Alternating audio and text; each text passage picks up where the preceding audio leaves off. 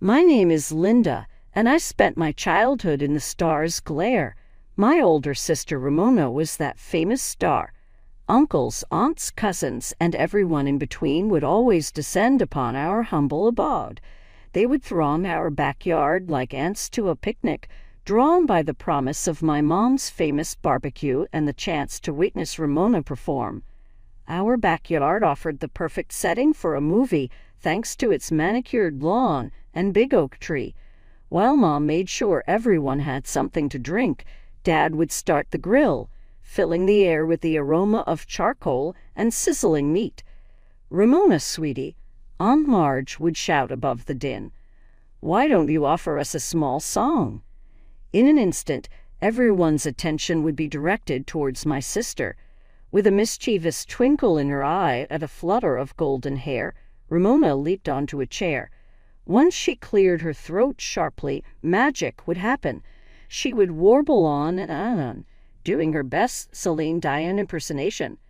In the spirit of a real concert, the grown-ups would go absolutely bonkers with their applause and cheers.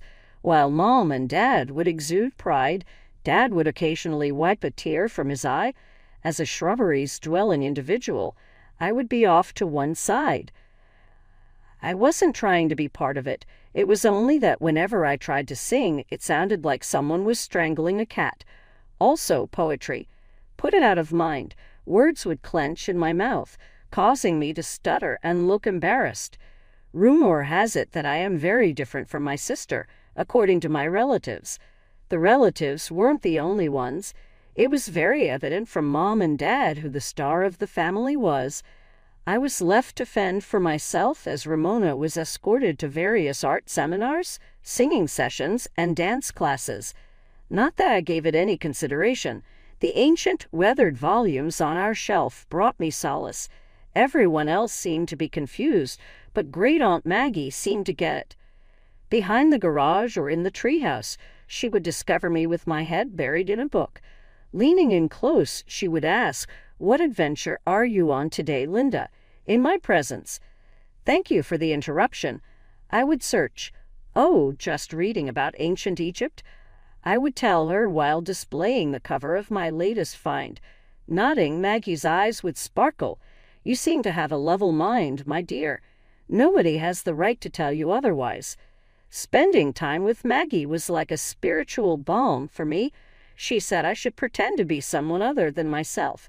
Being around her would allow me to fully embody Linda, the introverted, bookish girl who, despite the chaos in her family life, preferred the tranquility of writing and reading.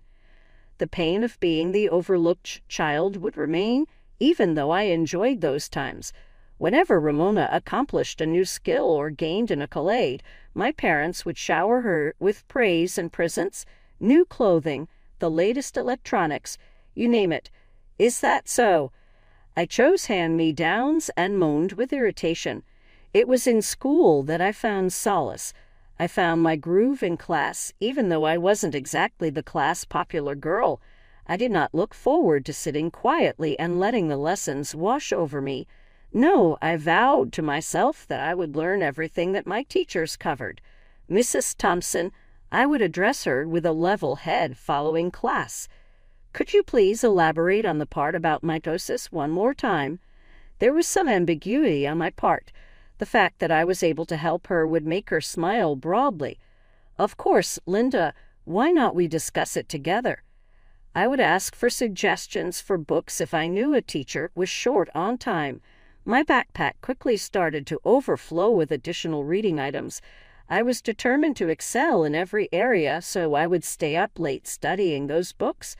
Everything worked out in the end. I was already the class leader when I was a senior in high school. I used to be really good at something. Even more surprisingly, I made acquaintances with fellow bookworms who understood and accepted my introversion. When graduation day approached, Ramona commandeered our home. As she worked on her portfolio to apply to the Advertising and Public Relations program at a prestigious university, her mother was her support. "Oh, honey, this campaign idea is perfect. Mom would be overjoyed to see Ramona's handiwork. You're so talented." The next thing I knew, I'd be sulking my way into my room to get some studying done. However, I had my meltdown during dinner with my family one night while we were discussing Ramona's college plans for the nth time. I'm going to college, too. The delivery of my speech was quite theatrical. I want to study management. There was a deafening silence after this. Then, to my utter horror and anguish, they broke out into laughter. To which Mom said, "Oh, sweetie," while she blinked away her eyes. "Regrettably, we do not have the funds to cover it. Get a job after you finish school. You just don't have the same level of talent as your sister." The blow was so hard it hurt. But I'm the top student in my class. I mumbled, my face hot with anger and humiliation. I get straight A's. I went to get my report card, which I promptly banged onto the table after returning to my room. Everyone leaned in to look, their mouths hanging open in amazement. "Well, I'll be damned," Dad muttered as he slouched against the stone floor. "When did this happen?" "It's been happening for years," I exclaimed. "Not that any of you ever noticed. It would take a lot of grace for even Mom to become embarrassed." "Linda, we had no idea." Regrettably, her father cut her off. "It doesn't do anything. You know, all of our savings have gone into Ramona's schooling. Nothing else is available to you, Linda. That is the reality, and I'm sorry to break it to you. My cousin Frank's restaurant will hire you when you graduate from college." Turning a blind eye to their cries, I took flight. Running upstairs, I banged on the door of my room till it rattled the walls. I sobbed hysterically and collapsed into my bed, feeling as though something inside of me had hardened. "All right," I whispered to myself as I tightened my grip on the phone. "If they decline to help, I will figure something out. Everyone will see Linda's skills demonstrated by me." Over the months that followed, a fog settled in. Before Ramona left for college, her parents said their heartfelt goodbyes and embraced her joyfully. My part, I recommitted myself to excelling academically and dived headfirst into my coursework. I remember spending more and more time with my great-aunt Maggie about this time. I used to go to her charming little house whenever things got rough at home. The topic I had been dreading was finally asked by her while we sipped our tea in her bright kitchen one day. "So, Linda," she inquired with a compassionate expression, "what are your intentions following your graduation?" Looking into my teacup, I forced myself to hold back tears. "My Aunt Maggie, I am not sure. College is out of my parents' financial reach. It is asserted that no funds remain following the payment of Ramona's tuition." Maggie took a few moments to collect herself before extending her arm across the table to grip my hand. "Linda, my spouse does have some savings. I would be happy to give them to you as a contribution to your college fund. You are really bright, and I will not waste your brilliance." The truth of what she said engulfed me. She was so sweet, and I realized in an instant that my dreams weren't dead. Both of these things made me cry hysterically. I let out a cry of gratitude as I dove headfirst into her. "Thank you so much, Aunt Maggie." Time flew by, and before I knew it, I was walking across the stage at graduation, diploma in hand. As I surveyed the crowd, I couldn't help but notice Aunt Maggie's contagious smile. Along with me, my parents were there, and their reactions ranged from happy to nervous. I was looking through college brochures that night as my mom walked in.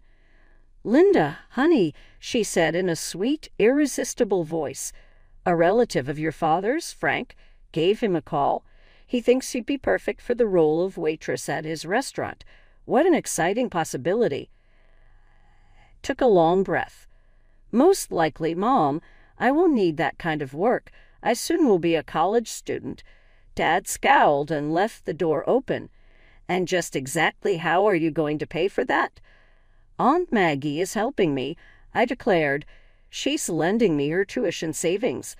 The way the startled stillness that followed was almost funny. Then, as Dad's cheeks heated with anger, I found it hard to believe. He said, shouting, "Absolutely not. Maggie should give Ramona her leftover money. She'll need a car for her advertising job after she grads next year." Hearing this seemed nonsensical to me. "Are you honest?" I had to spit. This is my chance to make something of myself and get an education. Try to be less egocentric, Mom advised Linda. Your sister more than you do needs that money. No, I said in a shaky but resolute voice. This money is covering my own college costs. Let the exchange finish. After that, things at home got unbearable. Either my parents would get mad with me over nothing, or they paid me no notice at all. There was a stifling sense of anxiousness. After a particularly explosive argument, I called Aunt Maggie crying and told the truth. "My darling, get ready to go," she said without second thought. "You're moving in with me." I loaded a cab the next day and drove away as I watched my childhood house fade in the rearview mirror. As I got to Aunt Maggie's house, a weight was taken off of my shoulders. In among all the craziness I was preparing for, I soon found myself strolling onto the State University grounds. Both my great academic performance and Aunt Maggie's gracious assistance helped me to be accepted into the management program of my aspirations. On the first day of classes, I felt almost weightless. As I sat there savoring everything in my introduction to business class, I couldn't help but think I made it. I really am in the here now.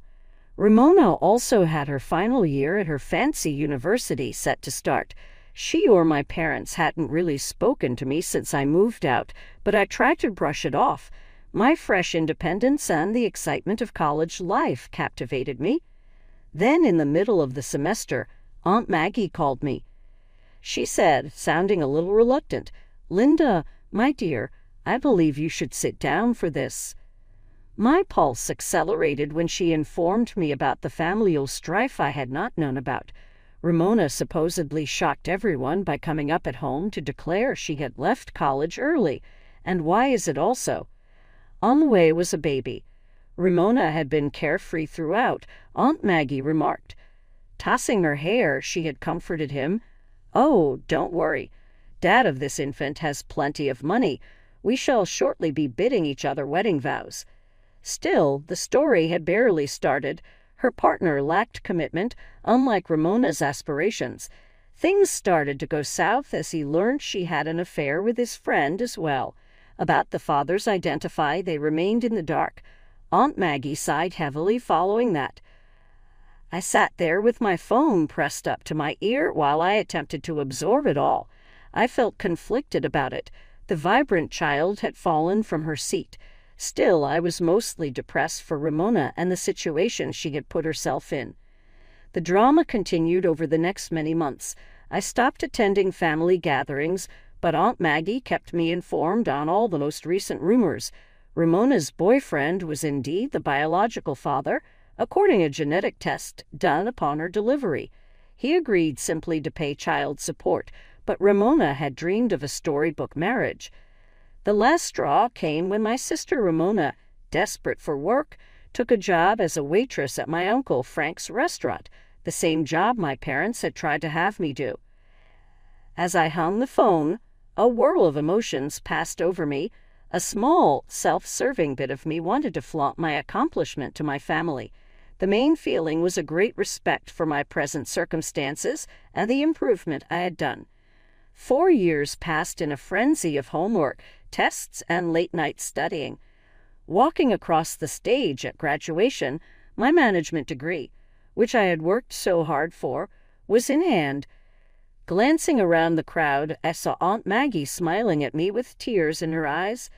Thanks to my great grades and strong teacher recommendations, I was able to land a job as manager at the most exclusive restaurant in the city, the Gilded Fork.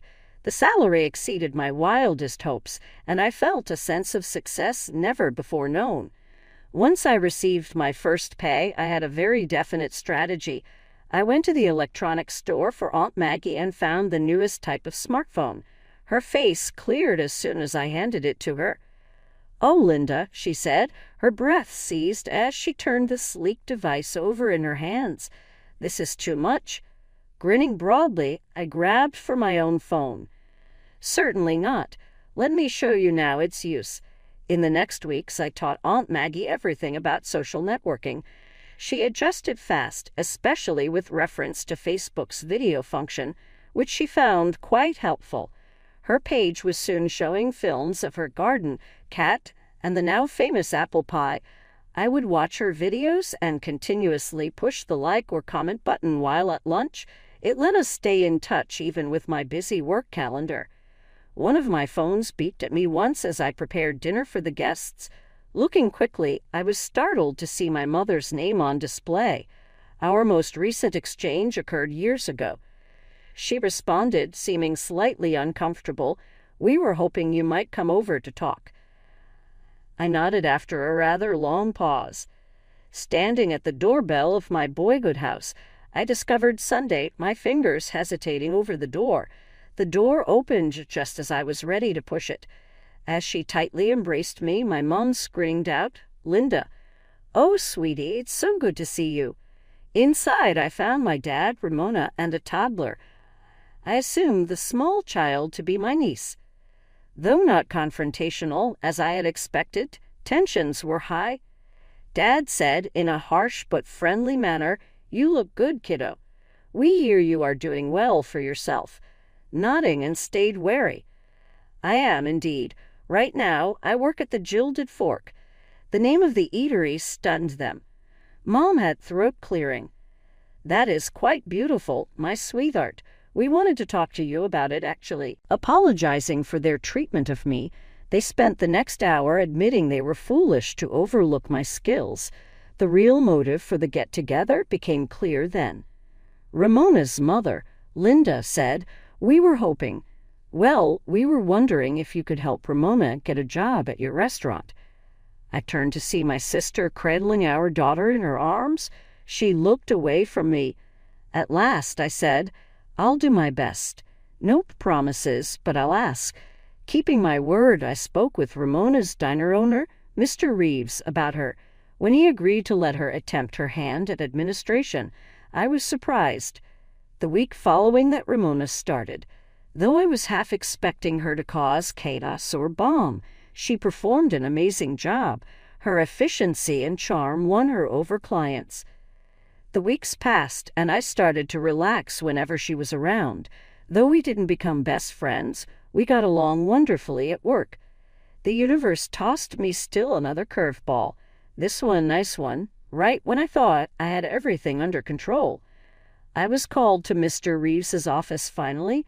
My heart started to race from worry of maybe messing things. He gave me a smile instead and said, "Linda, how would you like to help me expand the business?" Not long after, I was in charge of the great opening of 3 restaurants.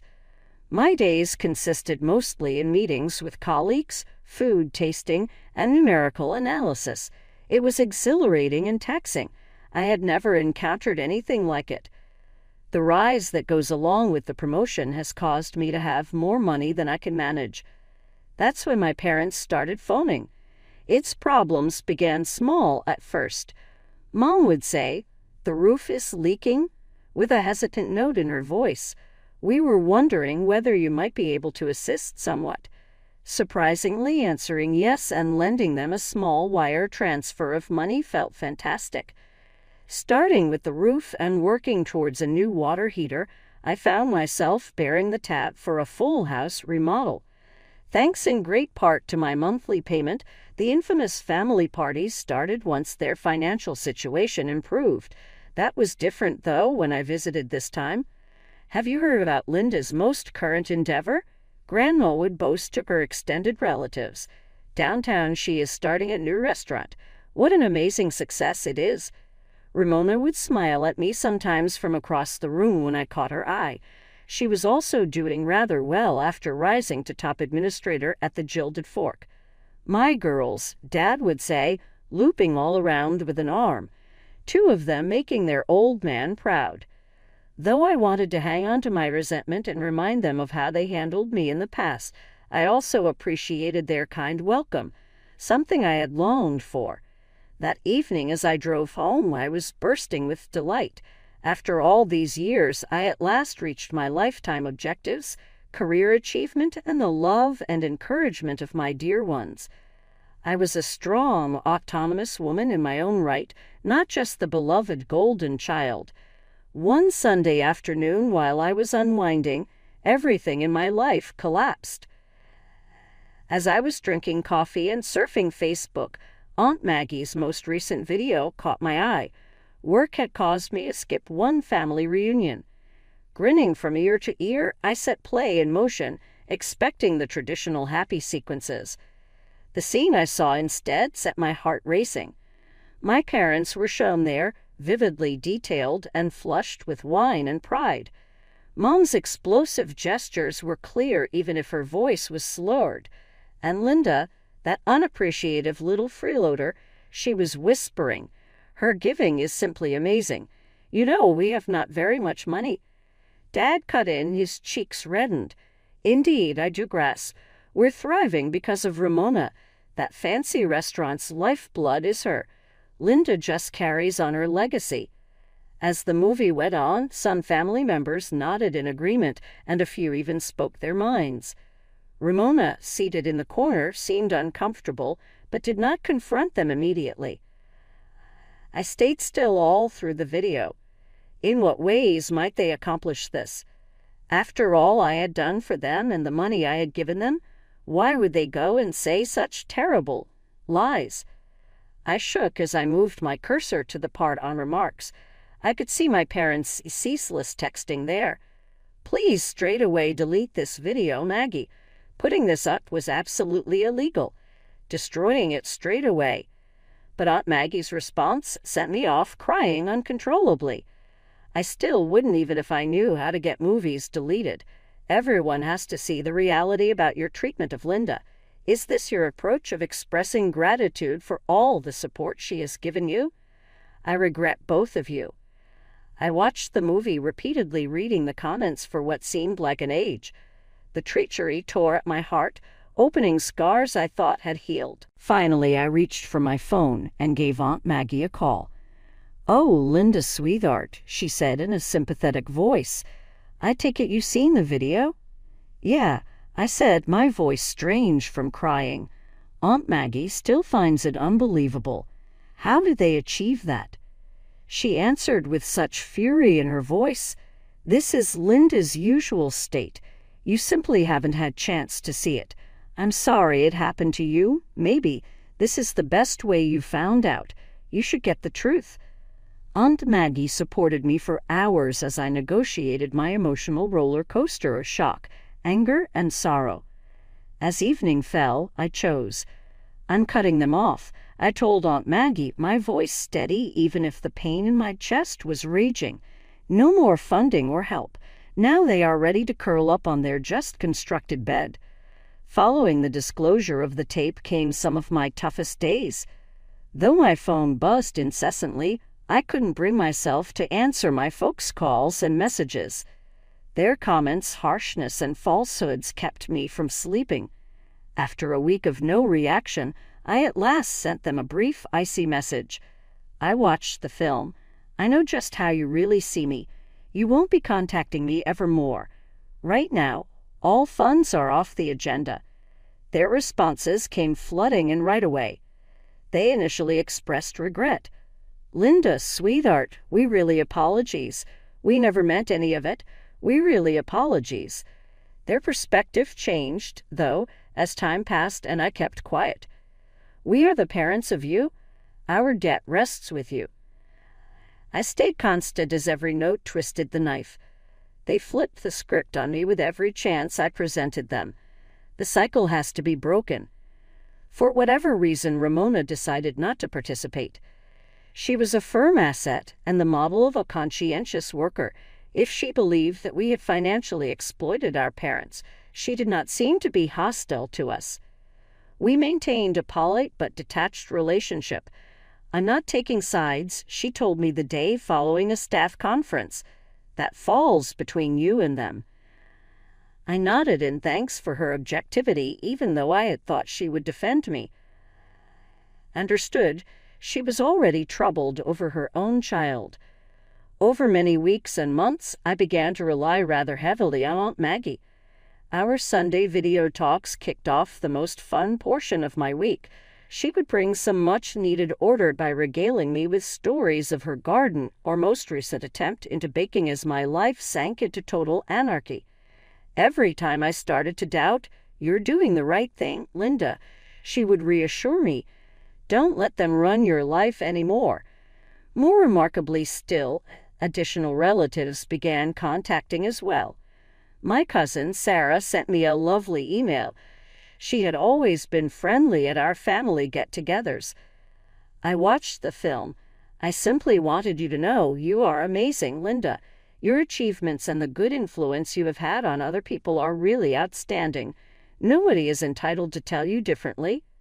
Dad's brother, Uncle Bob, called me out of the blue. I have seen you grow into a remarkable woman, darling. If your parents fail to recognize your special value, they are totally blinded. Your loved ones support you. Think about this." Reading these hopeful notes helped my damaged heart heal. Though I had to bid farewell to my parents, I had discovered a family that loved and welcomed me just as I was. Mr. Reeves asked me to his office in the last days of the year. Walking in nervous, I wondered if the tension from my personal life had affected my output. Instead, he smiled broadly and said, "Linda, I will be retiring next year. Kindly take on the position of restaurant chain chief executive officer." Frozen in disbelief, I stayed exactly where. Long last, I choked out, "Are you confident?" His eye gleamed, then he nodded. "I never have been more sure about anything in all my years. Linda, this is yours for the grab. You have helped this firm to flourish. You have to rise and take leadership." As I left his office, a shocking insight hit me. My head spun with several options.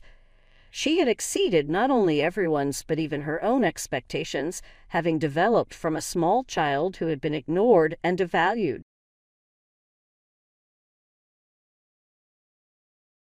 Hey there, I'm Olivia Chen, 32, and I've been thriving in the marketing world for years. On paper, life looks perfect. I've got a great career and a wonderful husband, Michael. But let me tell you, it's far from rainbows and butterflies when it comes to his family. It all started 5 years ago when Michael and I got married. At first, I thought I hit the in-law jackpot. His parents, Robert and Linda, seemed cool, and his sister, Emma. We were like best friends. At least, that's what I thought. "Olivia, darling, that dress looks so cute on you," Emma had said at our first family dinner. I should have picked up on the condescending tone, but I was too busy trying to impress everyone. Fast forward to now, and every family gathering feels like walking on eggshells. Emma always has something to say, whether it's about my job, my cooking, or even the way I breathe. Last Thanksgiving, after I spent hours preparing the turkey, she took one bite and said, "Oh, interesting. I guess not everyone can be a master chef." I wanted to stuff her face into the mashed potatoes. Michael tries to play peacemaker, but he's stuck in the middle. "Babe, you know Emma doesn't mean anything by it," he'd say, as if that excused her constant jabs. The worst part, Robert and Linda hang on to Emma's every word like it's gospel. It's like they've forgotten how to think for themselves. Michael would try to proudly share my achievements, like when I got promoted, but it always ended with Linda brushing it off, saying, "That's nice, dear," before pivoting to Emma's latest charity work, as if she were a saint. I've tried everything to win them over. Fancy dinners, thoughtful gifts, even offering to babysit Emma's kids. Nothing works. It's like trying to nail Jell-O to a wall. And just last week, I overheard Emma on the phone saying, "I don't know what Michael sees in her.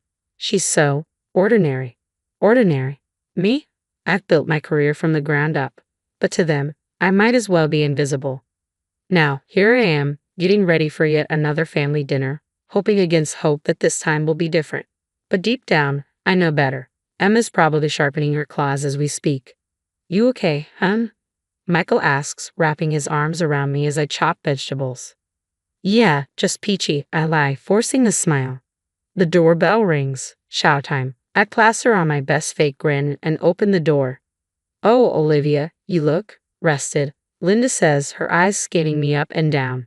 Then, cornering me by the fridge, she adds, "Emma tells me you're still at that little marketing firm. How stable?"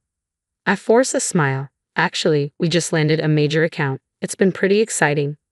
Oh, that's nice, dear, she replies absent-mindedly. Did you hear about Emma's promotion? Vice President of Sales, of course. She's amazing. Dinner finally starts, and I'm holding my breath as they take their first bites. Michael, ever the supportive husband, says, this is delicious, babe. He gives me a wink, and for a moment, I relax. Maybe this won't be so bad. Then Emma takes a bite. Her face scrunches up in exaggerated confusion.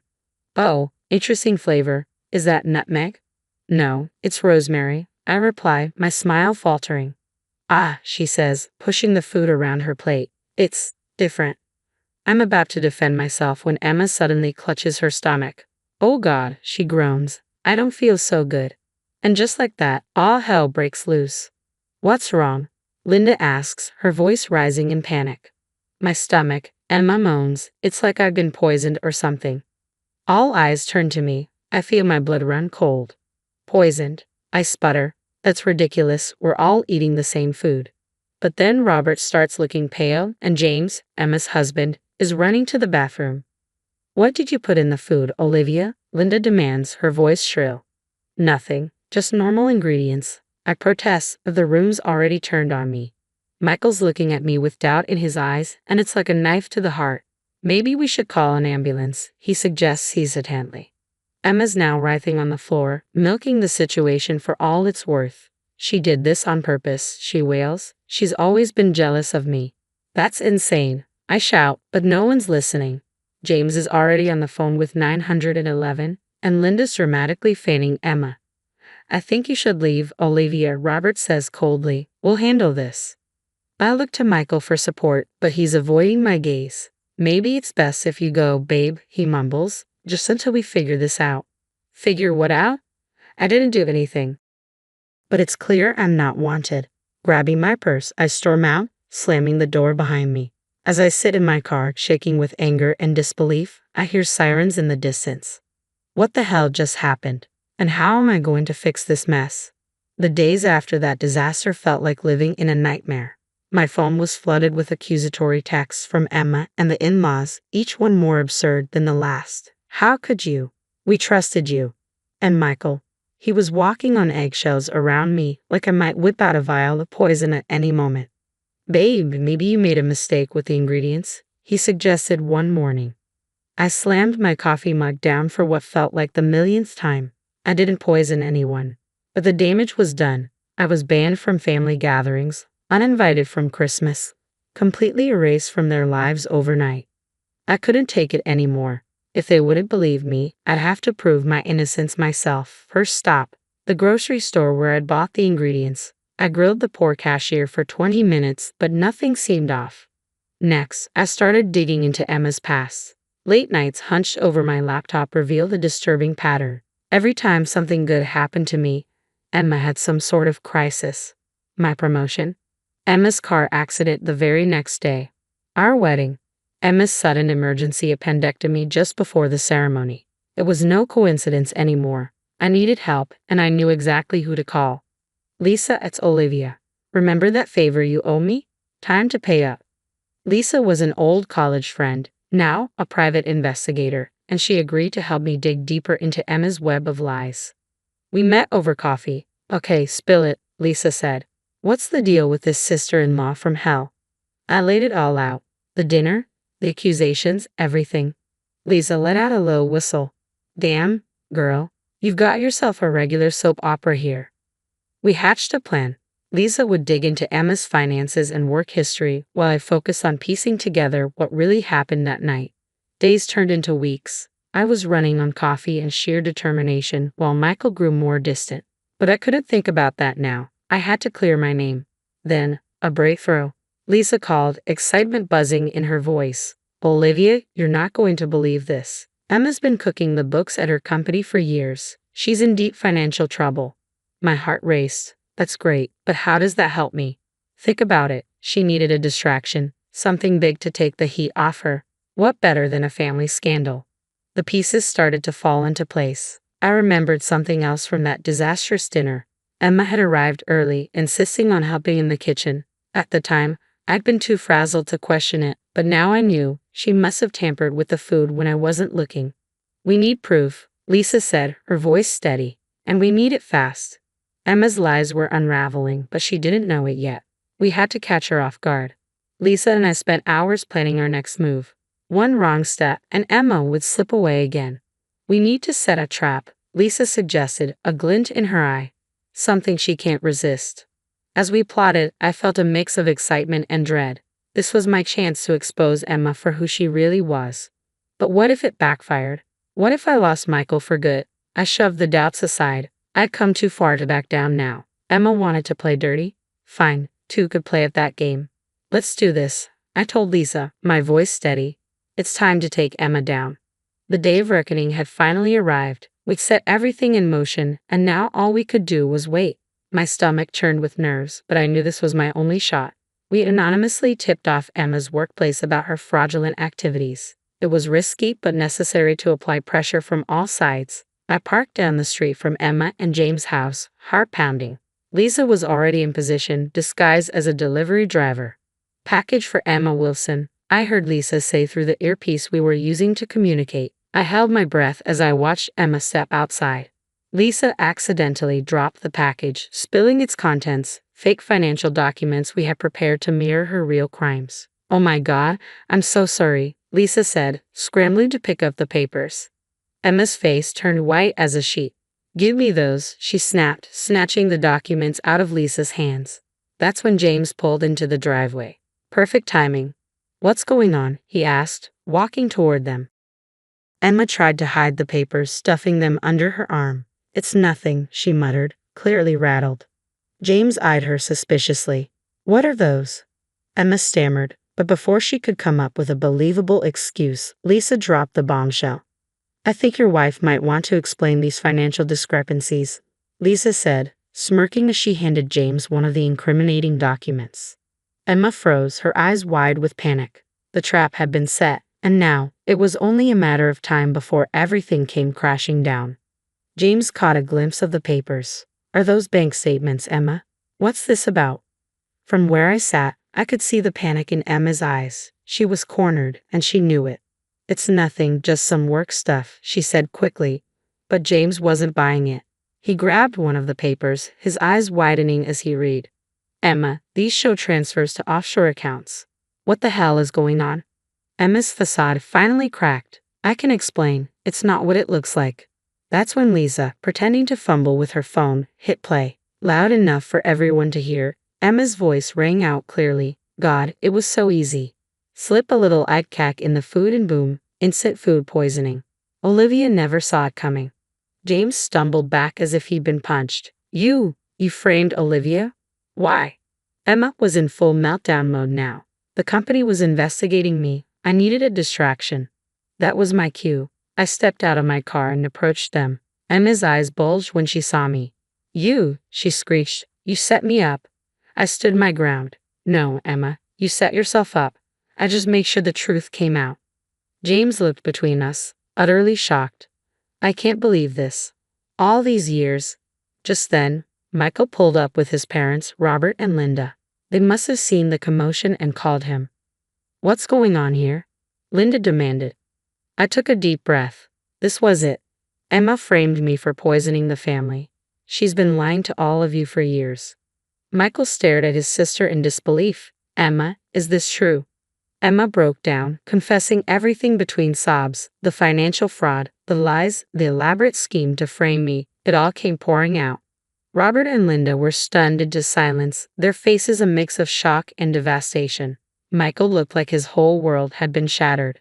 Olivia, he said, turning to me, tears in his eyes, I'm so sorry. I should have believed you. Part of me wanted to revel in the vindication, but mostly, I just felt tired. It's okay, I said softly. It's over now. As the police arrived and led Emma away, I looked at the family I tried so hard to be part of. They were broken, confused, and betrayed. Michael reached for my hand. Can we talk? I nodded, knowing we had a long road ahead of us. But for the first time in months, I felt like I could breathe again. The truth was out, and I was free. Now, I have a question for you. If you were in my shoes, would you forgive Michael and his family for doubting you? Or would you cut ties with them completely? It's a tough call, isn't it? On one hand, They believed the worst about me without real proof. On the other, they were manipulated by Emma's elaborate scheme. Where do you draw the line between understanding and self-respect? Share your thoughts in the comments below.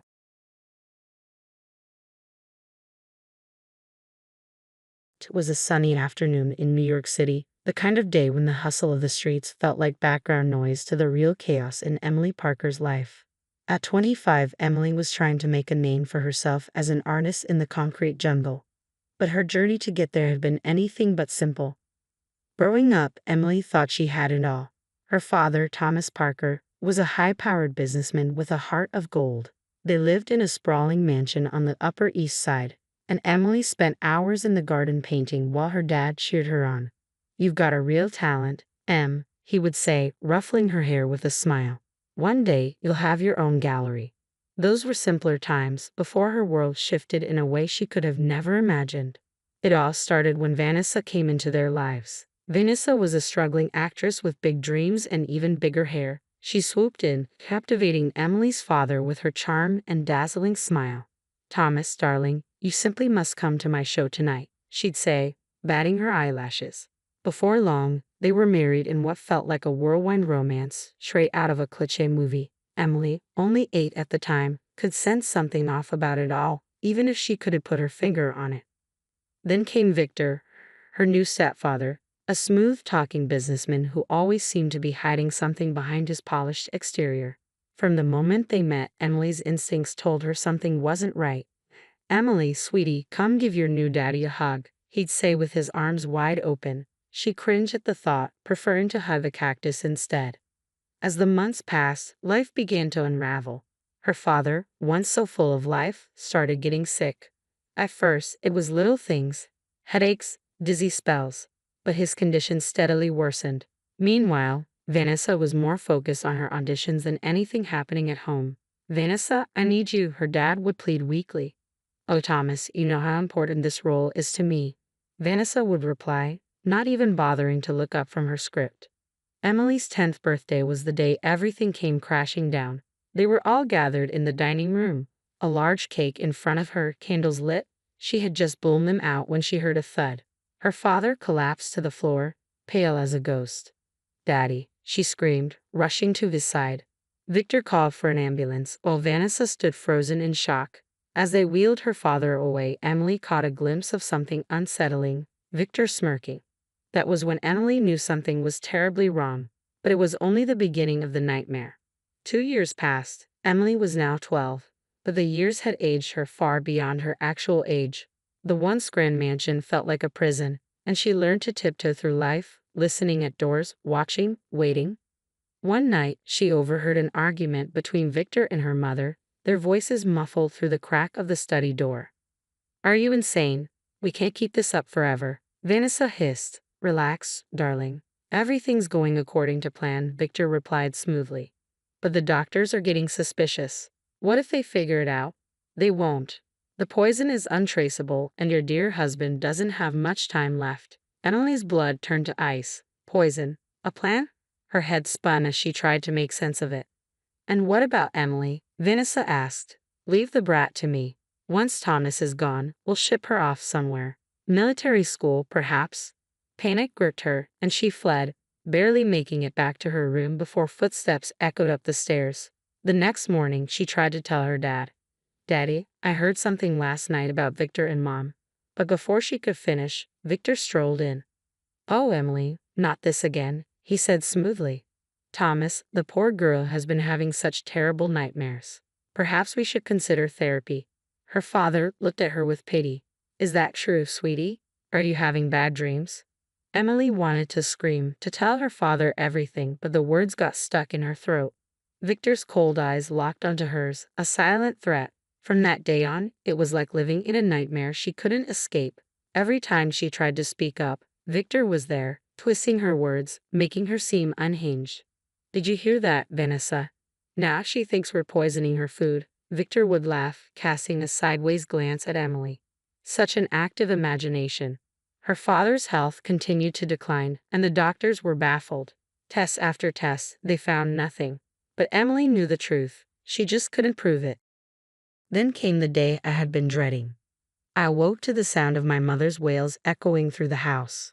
My dad was gone. The funeral passed in a blur of black suits and hollow words. People patted my head, whispered how brave I was, how strong. But I wasn't brave. I was a coward. I had failed to save him. A week later, we gathered for the reading of the will. I sat there, my stomach in knots as the lawyer's monotone voice droned on. And then, like a hammer to the chest, I heard it. To my beloved wife Vanessa and her husband Victor, I leave the entirety of my estate. I blinked, stunned. He had left everything to them. Not a penny for me. It felt like a final betrayal from beyond the grave.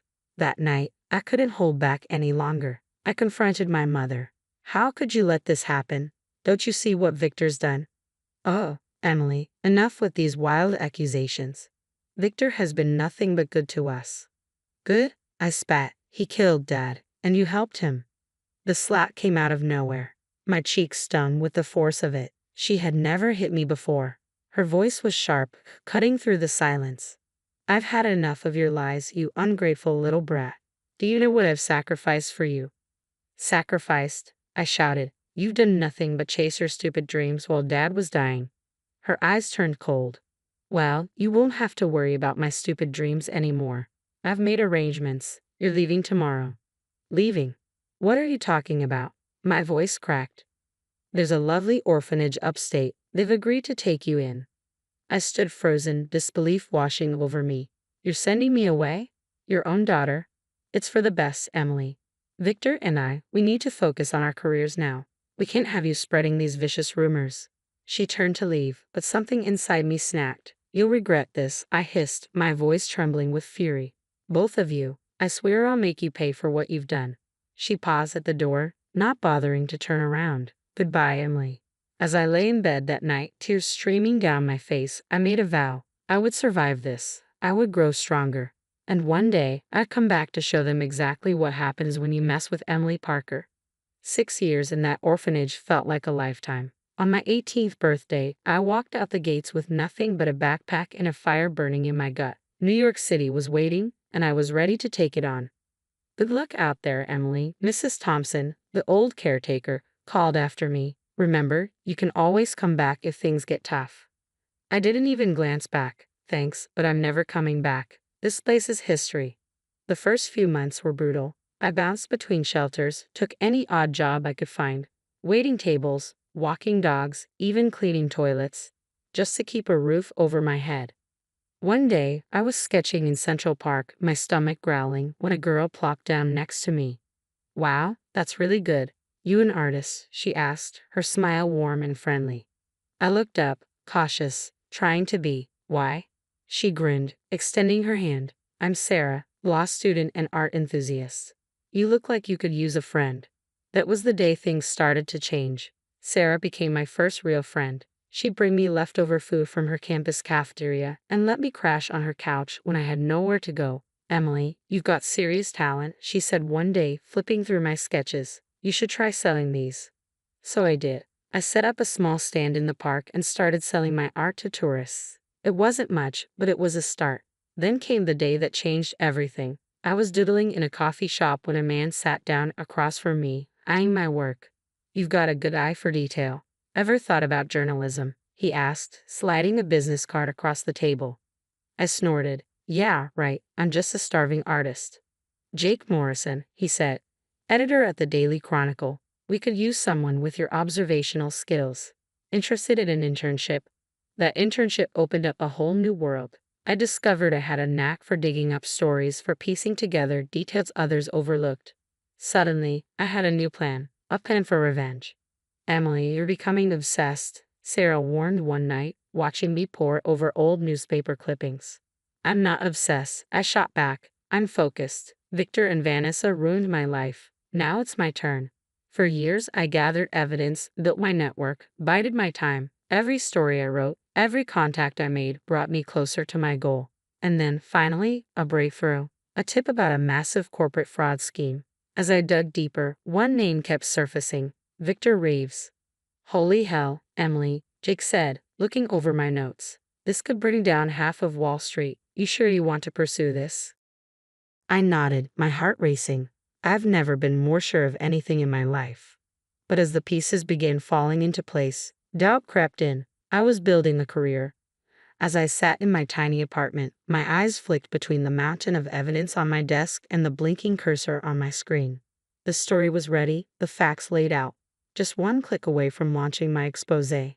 My finger hovered over the send button, but I hesitated. Did I really want to risk it all?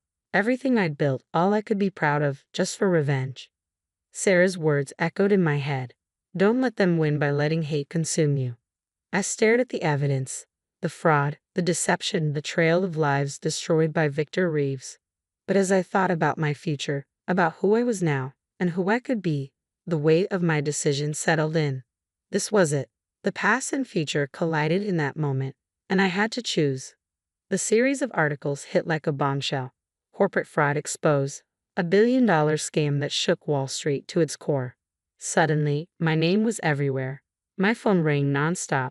Interview requests flooded in. Emily Parker, the journalist who broke the biggest financial scandal of the decade. But I wasn't done, not by a long shot. As the feds began to circle Victor, I made an anonymous call. I have information about Victor Reeves. It's not just fraud. We're talking murder. The raid was surreal. I stood across the street, my hood pulled low, as federal agents stormed the mansion I once called home. Inside, Victor and Vanessa were hosting one of their lavish charity galas. The irony didn't escape me. FBI. Everyone stay where you are. I watched from the shadows as they cuffed Victor. His face, twisted in disbelief and fury, was a far cry from the menacing figure of my nightmares. He looked old, desperate. This is ridiculous. Do you know who I am? I'll have your badges for this. Vanessa stumbled out behind him, a shell of the glamorous woman she used to be, her life now fueled by pills and alcohol. Victor, what's happening? Make them stop, she slurred, clinging to him as the agents separated them. Then, her bleary eyes landed on me. For a brief moment, recognition flickered. Emily? Emily, please help me. I'm your mother, she pleaded, her voice weak and broken. I didn't move. I just stood there, silent, as they shoved her into the car. The door slammed shut, and with it, the final chapter of my old life. The trial was a media frenzy. I declined to testify. There was no need. The evidence spoke for itself. Victor was sentenced to life without parole. Vanessa 20 years for being his accomplice. After the sentencing, Sarah found me at Dad's grave. You okay? She asked quietly. I nodded, tracing the letters of my father's name etched into the stone. Yeah, I whispered. I think I finally am. The art show that followed was my way of closing the door on that dark chapter. Every painting told a story of loss, of betrayal, of survival, and ultimately of triumph. As I stood in the gallery, surrounded by my work, I felt lighter than I had in years. The weight of the past had finally lifted from my shoulders. Emily, congratulations. Jake's voice broke through the crowd. He grinned, waving a newspaper. The New York Times wants to do a feature on you. Rising star in journalism and art. You're going to be a household name, kid. I smiled, but my eyes were drawn to a painting in the corner. It was a phoenix, rising from the ashes with the New York skyline in the background. Thanks, Jake, I said softly, but I think I'm done with journalism. For a while, anyway. I've got some traveling to do, some living to catch up on. As the last guest filtered out of the gallery, I found myself standing alone, staring at the phoenix painting. The girl who had entered that orphanage all those years ago was gone. In her place stood a woman who had faced her demons and emerged stronger. I raised my glass to the painting and whispered, "Here's to new beginnings, Dad. I think you'd be proud." Emily Parker's journey from betrayal to triumph had finally come to an end. But now, I have a question for you. If you were in Emily's shoes, would you have exposed Victor and Vanessa, knowing it might jeopardize your rising career? Or would you have left the past behind to focus on your success? Share your thoughts in the comments below.